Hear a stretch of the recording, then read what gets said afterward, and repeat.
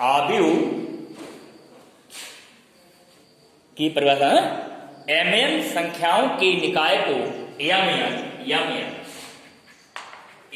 संख्याओं के निकाय को mn संख्याओं के निकाय को m पंक्तियों तथा n स्तंभों में आयताकार सारणी के रूप में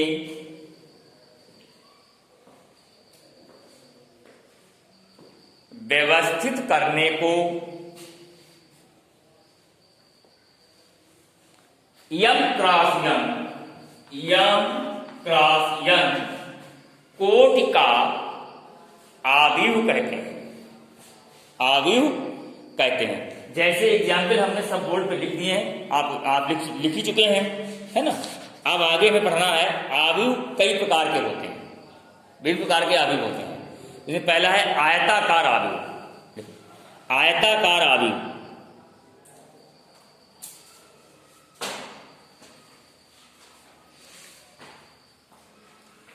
देखो, अच्छा ये बताओ, इसमें जितनी पंक्तियां हैं क्या उतने कॉलम भी हैं? इसमें जितनी पंक्तियां उतने कॉलम हैं? नहीं है। पंक्तियां और कॉलम बराबर हैं इसमें कि नहीं बराबर है? नहीं है। ये आयताकार आव्यूह वाला एग्जाम में सब लिख दिए, इन्हीं से काम चल जाएगा हमारा। आयताकार आव्यूह क्या होता है? जिस आव्यूह में पंक्तियों की संख्या और स्तंभों की संख्या बराबर न हो, आयताकार आव्यूह कहलाता है। जल्दी जल्दी बात कहते हो, चलो।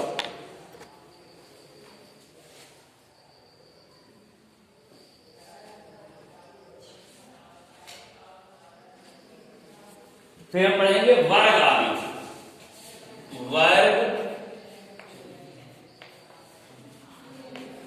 वर्ग आव्यूह देखिए, वर्ग आव्यूह में क्या होगा? लिखा हुआ है इसमें 3x3 कोटि का आव्यूह है। जब लिखा क्या पड़ेगा? ये जब लिखेंगे, देख समझो उसको, जितनी पंक्तियां हैं उतने ही इसमें कॉलम भी हैं। यानी जिस आव्यूह में पंक्तियों की संख्या स्तंभों की संख्या के बराबर हो, वर्ग आव्यूह कहलाएगा। देखिए उदाहरण लिख लेना है।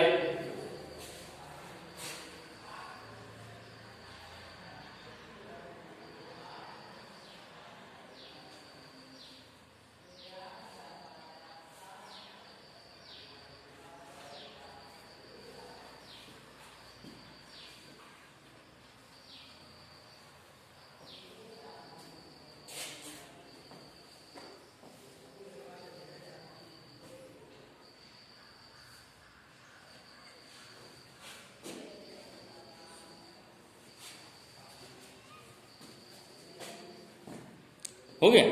फिर लिखिए ऊर्ध्वाधर आव्यूह। देखिए ये मैट्रिक्स जो है ये वर्टिकल भी मैट्रिक्स है। देखो इसमें क्या है?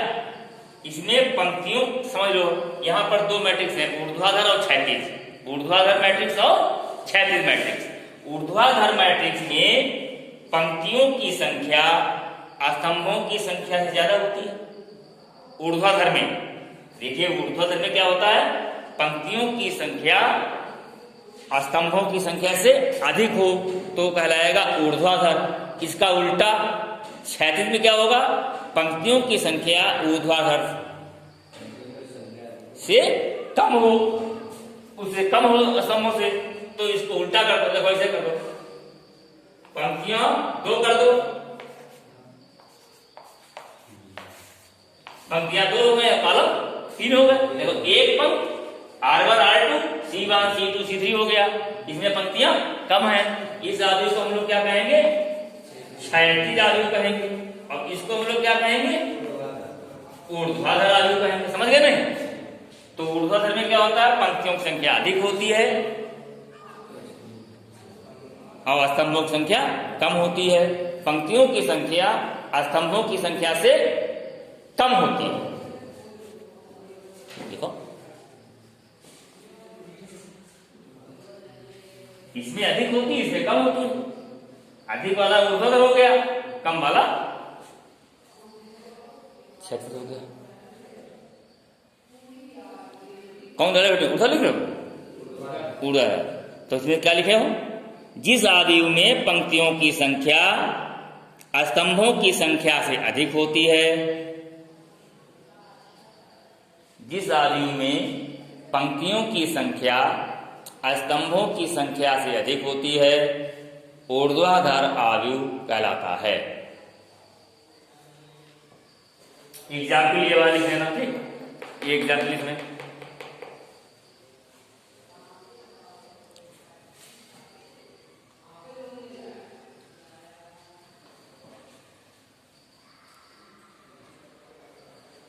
उसके बाद ये डालो बेटे क्षैतिज आव्यूह।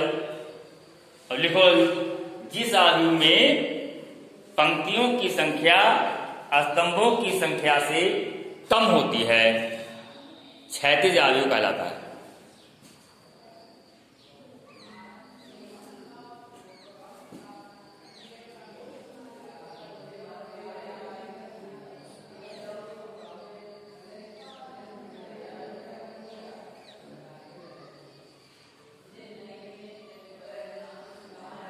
हो गया है?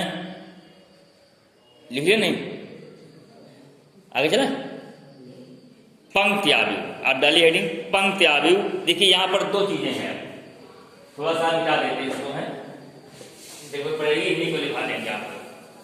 पंक्ति देखो जिसमें केवल एक ही पंक्ति हो, इसमें तो कितनी पंक्तियां हैं?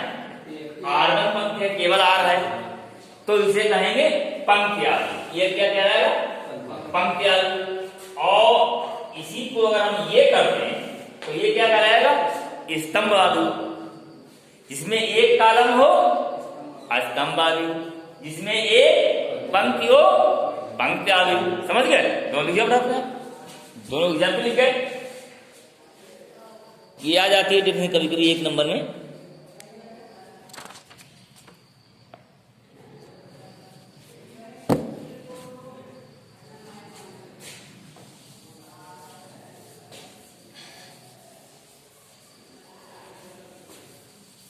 उसके बाद पढ़ेंगे हम लोग, इंपॉर्टेंट आ गया पॉइंट, रिक्त आव्यूह, नल मैट्रिक्स। रिक्त आव्यूह, रिक्त आव्यूह देखिए, रिक्त आव्यूह माने इसमें जिसके सभी अवयव क्या हो? 0 0, जीरो मैट्रिक्स इसको कहते हैं। ये जिस आव्यूह के सभी अवयव क्या हो? 0 हो, ये रिक्त आव्यूह हो गया।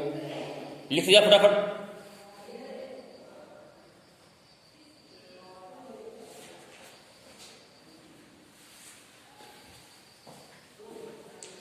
रिक्त आव्यूह हो गया। फिर पढ़ेंगे इकाई आव्यूह। इकाई आव्यूह, इकाई आव्यूह का एग्जाम्पल देखो क्या है। इकाई आव्यूह का एग्जाम्पल क्या देखो। जिस इकाई बने क्या होता है? ए, यानी जिस आव्यूह का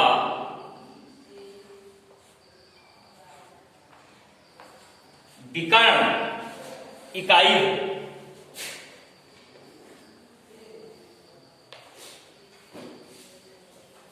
विकर्ण ये इस टाइप से, ये विकर्ण कहलाता है। ये विकर्ण है। इसका विकर्ण क्या हो? एकक। जिस आव्यूह का विकर्ण इकाई हो, जिस आव्यूह का विकर्ण इकाई हो, इकाई आव्यूह कहलाता है। और शेष अवयव 0 हो, ये भी लिख दो।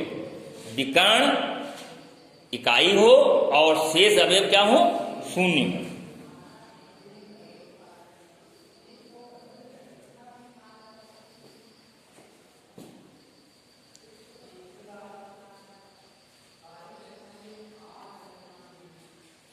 फिर विकर्ण आव्यूह देखो, इसी में हम बदल देंगे। देखिए अभी आप छोटा छोटा अंतर समझिए। ये क्या था? इकाई आव्यूह था। अब हम पढ़ाने तुमको जा रहे हैं विकर्ण आव्यूह। देखिए विकर्ण आव्यूह इसी बन जाएगा। ये भी विकर्ण आव्यूह है। जो इकाई आव्यूह होता है वो विकर्ण आव्यूह भी होता है। विकर्ण आव्यूह में कहा गया कि विकर्ण के अलावा इकाई हो तब तो होगा ही हो, इकाई वाला तो होगा ही, लेकिन अगर इसमें कोई और भी मेंबर हैं इस टाइप से, शेष 0 है। मतलब परिभाषा इसकी बनेगी कि विकर्ण आव्यूह, जिस आव्यूह में विकर्ण के अतिरिक्त शेष अवयव शून्य हो, विकर्ण आव्यूह कहलाएगा। फॉर एग्जाम्पल दिस, कह सकते ना मैडम, विकर्ण आव्यूह हो गया, बड़ा आसान है, समझो इसको।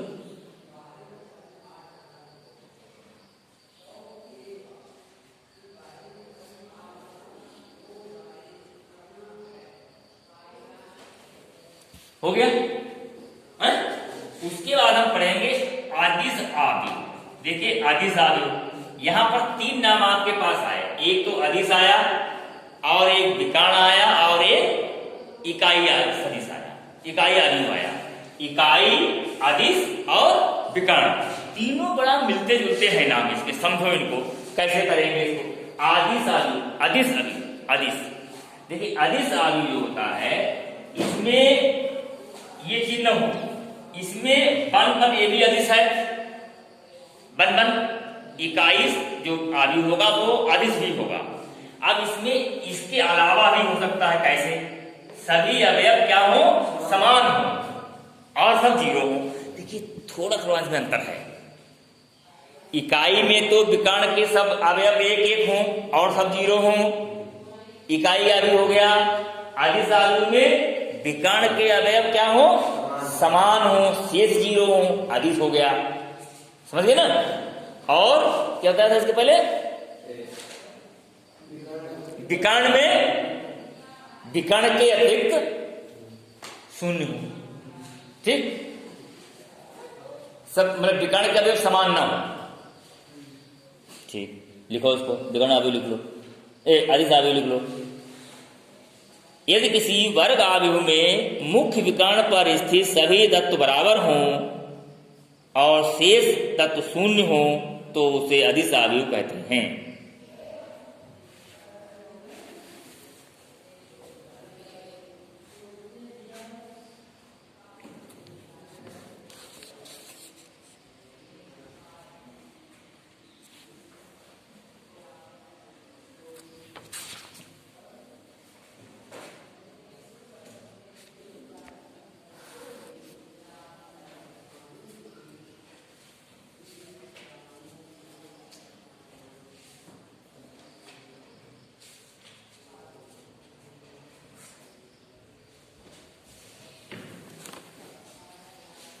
हो गया। आप आज परिभाषा इतनी पढ़ाएंगे, बाकी कुछ इन पर क्वेश्चन देख लीजिए। एक चीज होती है आव्यूहों की समानता, बड़ा इंपॉर्टेंट है। आव्यूहों की समानता लिख सकते हो, आव्यूहों की समानता मतलब दो मैट्रिक्स समान कैसे होते हैं? समान आव्यूह डाल दो बेटी, समान आव्यूह। इसको हम बाई एग्जाम्पल एक ले लेंगे, एग्जाम्पल से आपकी समझ में बढ़िया आएगा। जैसे हमने ले लिया 5x 3 7, एक ले लिया हमने 5x 3 और 7, ये आव्यूह ए है, ये आव्यूह ए है। और दूसरा आव्यूह ले लिया y1 z7, y1 z7, ये ले लिया, ये आव्यूह बी है और वो ए। और इसने कहा यदि ए बराबर बी हो, देखो परिभाषा रहती कैसे, ए बराबर बी हो तो x y z के मान बताओ। इसने कहा a बराबर b है तो x y z के मान बताओ। क्या सवाल कर रहा है? यदि a बराबर b तो x y z ज्ञात करो। समझ गए ना? x y z के मान ज्ञात। देखिए बड़ा इंपॉर्टेंट, अभी परिभाषा निकल के बनेगी इसकी। कैसे बनेगी?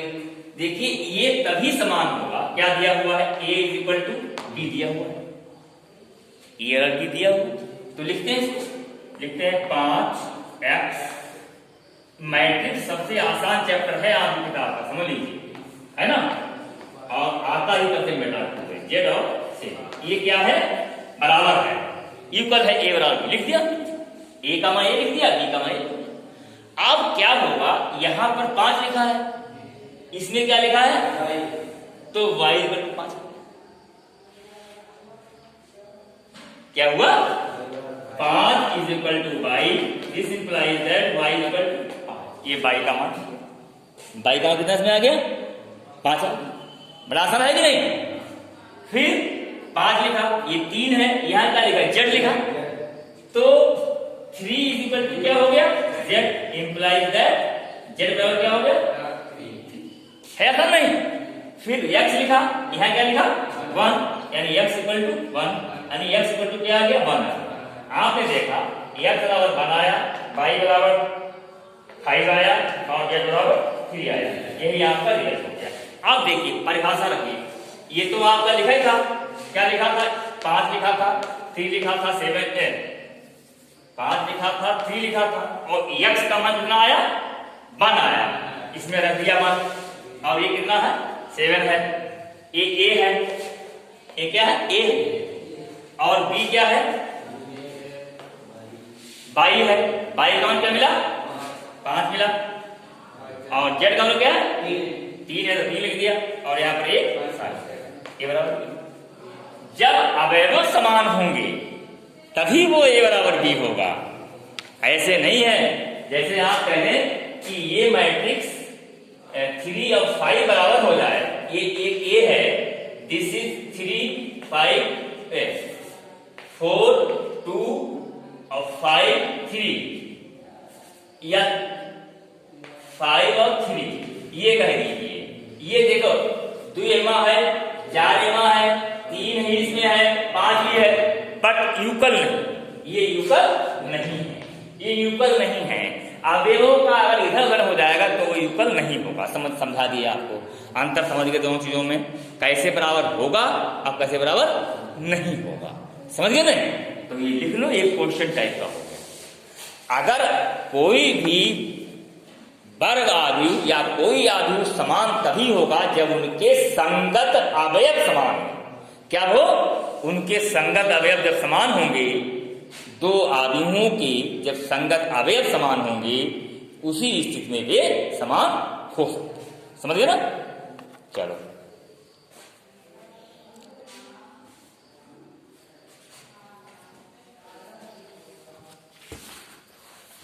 अब 2.1 एक्सरसाइज हम लोग थोड़ी करते हैं, कुछ सरल प्रश्न आएंगे इसमें से, है ना, इनको करना प्रारंभ करते हैं। और पहले अभ्यास में यही सब बताना इसमें, है ना। पहले अभ्यास में इसने कहा 2.1 का पहला क्वेश्चन अपनी किताब में लिखिए आप। 2.1 का पहला क्वेश्चन अपनी कॉपी में लिखिए, जो भी है। कहता है के लिए आव्यूह ए बराबर दिस के लिए ज्ञात कीजिए आव्यूह की कोट, अवयवों की संख्या और अवयव।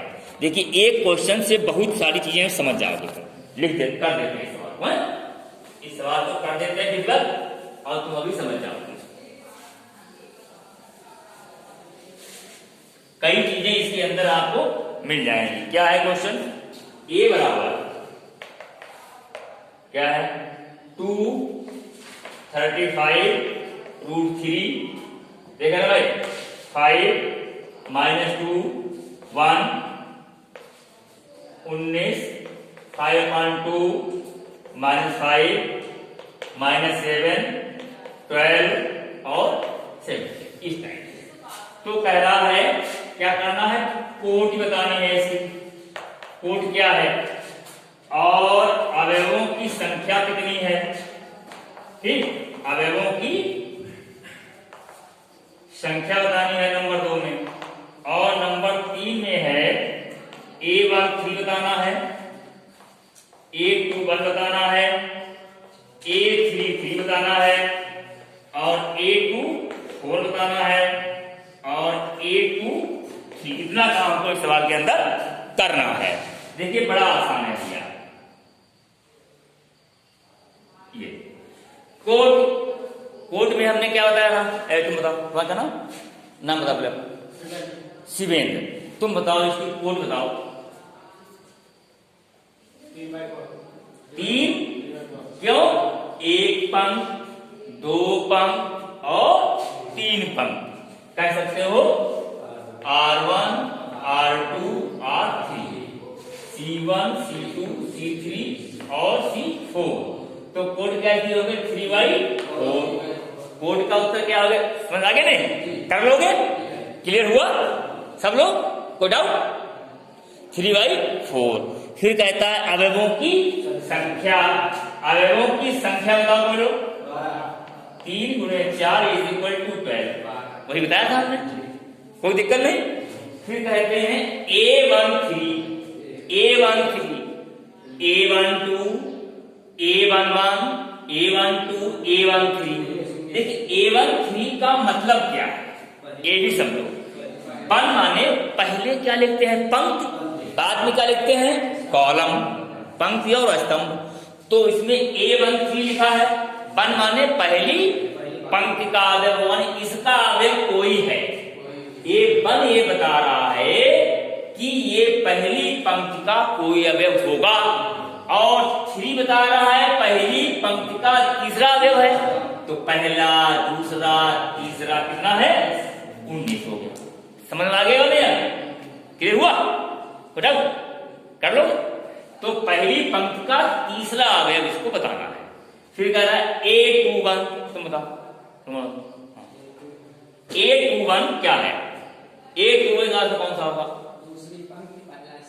दूसरी पंक्ति पहले स्तंभ का पहला अवयव।